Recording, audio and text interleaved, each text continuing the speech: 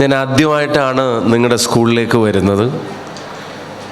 ഇവിടെ നിങ്ങൾ നൽകിയ സ്വീകരണത്തിന് ആദ്യം ഹൃദയം നിറഞ്ഞ സ്നേഹവും നന്ദിയും അറിയിക്കാൻ ആദ്യ അവസരം വിനിയോഗിക്കുകയാണ്. അപ്പം ആദ്യമായിട്ട് നിങ്ങളുടെ സ്കൂളിലേക്ക് വന്നു എന്ന് പറഞ്ഞു.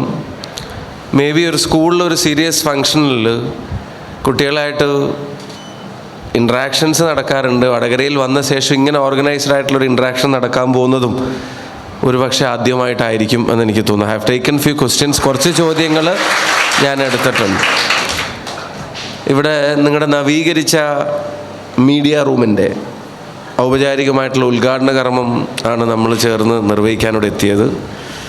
അപ്പം നിങ്ങളുടെ സാന്നിധ്യത്തിൽ നമ്മുടെ സ്കൂളിലെ നവീകരിച്ച മീഡിയ റൂമിൻ്റെ ഔപചാരികമായ ഉദ്ഘാടന കർമ്മം നിർവഹിച്ചതായി പ്രഖ്യാപിക്കാൻ ഞാൻ ഈ അവസരം വിനിയോഗിക്കുകയാണ്.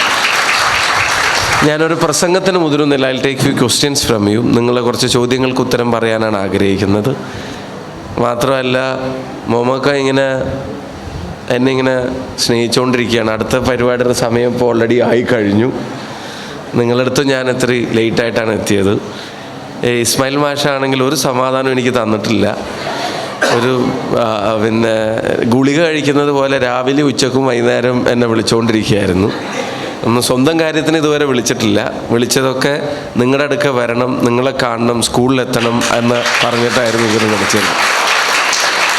എന്താണെങ്കിലും നിങ്ങളുടെ അടുക്ക എത്തി കാണാൻ പറ്റി, സന്തോഷം. നിങ്ങളുടെ ക്യാമ്പസിൽ ഞാൻ താഴെ റൂമിൽ പോയി നിന്നപ്പം എന്നോട് ഇവർ പറയായിരുന്നു, ഉമ്മൻചാണ്ടി സാർ ഉൾപ്പെടെയുള്ള ആളുകൾ വന്ന ഒരു മുറിയാണ് ആ റൂം എന്നുള്ളത് എന്നോട് അവിടെ നിന്ന് പറയുണ്ടായി. അദ്ദേഹം നിങ്ങളുടെ കുട്ടികളായിട്ട് ഇൻട്രാക്ട് ചെയ്തതിനെ സംബന്ധിച്ച് പറയുന്നു. സ്കൂളിൻ്റെ ഒരു ചരിത്രത്തെ സംബന്ധിച്ച് പറയണ്ടായിരുന്നു. പ്രിൻസിപ്പൾ ഇവിടെ കുറച്ച് കാര്യങ്ങൾ പറഞ്ഞു.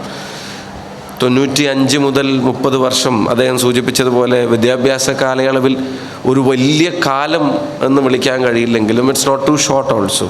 30 വർഷം എന്ന് പറയുന്നത് ഒരുപാട് ജനറേഷൻസിനെ ഈ കലാലയത്തിലൂടെ ലോകത്തേക്ക് പറഞ്ഞയച്ച ഒരിടമാണ്. അപ്പം പണ്ട് കാലത്തെ ചരിത്രപരമായ പല കാരണങ്ങൾ കൊണ്ട് വിദ്യാഭ്യാസപരമായിട്ടൊക്കെ പിന്നോക്കം നിന്നിരുന്നൊരു മേഖലയിൽ പഠിക്കാനും പാസ്സാവാനും സ്വപ്നങ്ങൾ അച്ചീവ് ചെയ്യാൻ, അതിനെ ചേസ് ചെയ്യാൻ, അതിൻ്റെ പിന്നാലെ കൂടാൻ, പാഷനെ ഫോളോ ചെയ്യാനൊക്കെ കഴിയാവുന്ന ഒരു വാശിയും ഒരു തരത്തിലുള്ള ഒരു ആഗ്രഹവും കുട്ടികളിൽ ജനിപ്പിക്കുന്നതിന് ഈ സ്ഥാപനം എത്രത്തോളം കോൺട്രിബ്യൂഷൻ നൽകിയിട്ടുണ്ടാകുമെന്നുള്ളതിനെ ചെറിയ വാക്കുകൊണ്ട് വർണ്ണിക്കാൻ കഴിയാവുന്ന ഒന്നല്ല. 10ാം ക്ലാസ്സിനപ്പുറം ഉന്നത വിദ്യാഭ്യാസത്തെ സംബന്ധിച്ച് ഒക്കെ കുറച്ച് മാത്രം ആളുകൾ ചിന്തിച്ചിരുന്നൊരു കാലത്ത് നിന്ന് മാറിയിട്ടിപ്പം പ്രിയപ്പെട്ട മംഗളത്തൻ എന്നോട് പറയായിരുന്നു, ഞാൻ ഡൽഹി ചെല്ലുമ്പോൾ പല കുട്ടികളെയും സെൻട്രൽ യൂണിവേഴ്സിറ്റീസിൽ കാണുമ്പോൾ പരിചയപ്പെടുമ്പോൾ ഒരു ഫോട്ടോ എടുക്കുമ്പോൾ എവിടെയാണ് വീട് എന്ന് ചോദിച്ചാൽ അവർ ഈ പ്രദേശത്തു നിന്നാണ് എന്ന് പറയുന്നതിനകത്ത് ഏറ്റവും പ്രധാനപ്പെട്ട പങ്ക് വഹിച്ച സ്ഥാപനങ്ങളിൽ ആ കൾച്ചർ കുട്ടികൾക്ക് കൊടുത്താൽ ഏറ്റവും പ്രധാനപ്പെട്ട സ്ഥാപനങ്ങളിൽ ഒന്നാണ് എന്നുള്ളതാണ്. അപ്പം നിങ്ങൾക്കും നിങ്ങളുടെ മുമ്പുള്ള റെസ്പോൺസിബിലിറ്റിയും എന്ന് പറയുന്നത് അത് തന്നെയായിരിക്കും. ഇതിനെ മുന്നോട്ട് കൊണ്ടുപോവുക, നിങ്ങൾക്ക് ശേഷം വരാനിരിക്കുന്ന ആളുകൾക്ക് കൂടുതൽ വലിയ കാര്യങ്ങൾ ആഗ്രഹിക്കാൻ തോന്നാവുന്ന തരത്തിൽ അവർക്ക് സ്ട്രെങ്ത് കൊടുക്കുക, നിങ്ങളുടെ അച്ചീവ്മെൻറ്റ്സ് അവരെ ഇൻസ്പയർ ചെയ്യുക, നിങ്ങളുടെ ലൈഫിനെ അപ്രോച്ച് ചെയ്യുന്ന രീതി അവർക്ക് ഇൻസ്പിറേഷൻ ആവുക, തുടങ്ങിയ ഒത്തിരി കാര്യങ്ങളുണ്ട്. ഞാൻ വലിയ കാര്യങ്ങൾ നിങ്ങളുടെ തലയിൽ എന്നുള്ളതല്ല, നിങ്ങൾ ആഗ്രഹിക്കുന്ന കാര്യങ്ങൾ എന്നുള്ളതാണ്. What ever your passion is,